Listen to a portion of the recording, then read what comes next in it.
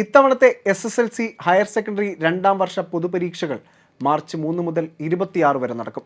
വിദ്യാഭ്യാസ മന്ത്രി വി ശിവൻകുട്ടിയാണ് വാർത്താ സമ്മേളനത്തിൽ തീയതികൾ പ്രഖ്യാപിച്ചത്. 10ാം ക്ലാസ് മൂല്യനിർണ്ണയ ക്യാമ്പുകൾ 2025 ഏപ്രിൽ 8 ആരംഭിച്ച് 28 അവസാനിക്കും. 2025 മെയ് 3 വാരത്തിനുള്ളിൽ ഫലപ്രഖ്യാപനം നടത്താൻ കഴിയുമെന്നാണ് പ്രതീക്ഷിക്കുന്നതെന്നും മന്ത്രി വി ശിവൻകുട്ടി പറഞ്ഞു. ഹയർ സെക്കൻഡറി ഒന്നാം വർഷ പൊതുപരീക്ഷകൾ 2025 മാർച്ച് 6 മുതൽ 29 വരെയുള്ള 9 ദിവസങ്ങളിലാണ് നിശ്ചയിച്ചിട്ടുള്ളതെന്നും മന്ത്രി പറഞ്ഞു.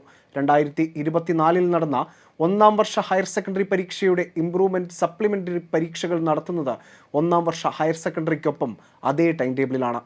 ഒന്നാം വർഷ ഹയർ സെക്കൻഡറി പരീക്ഷയുടെ ഇംപ്രൂവ്മെന്റ് സപ്ലിമെന്ററി പരീക്ഷകളുടെ മൂല്യനിർണ്ണയമാണ് ആദ്യം ആരംഭിക്കുന്നത്. അതിനുശേഷം രണ്ടാം വർഷ ഹയർ സെക്കൻഡറി പരീക്ഷയുടെ മൂല്യനിർണ്ണയവും ഒന്നാം വർഷ ഹയർ സെക്കൻഡറി പരീക്ഷയുടെ മൂല്യനിർണ്ണയവും നടക്കുമെന്നും മന്ത്രി ഇതിനോടകം അറിയിച്ചു.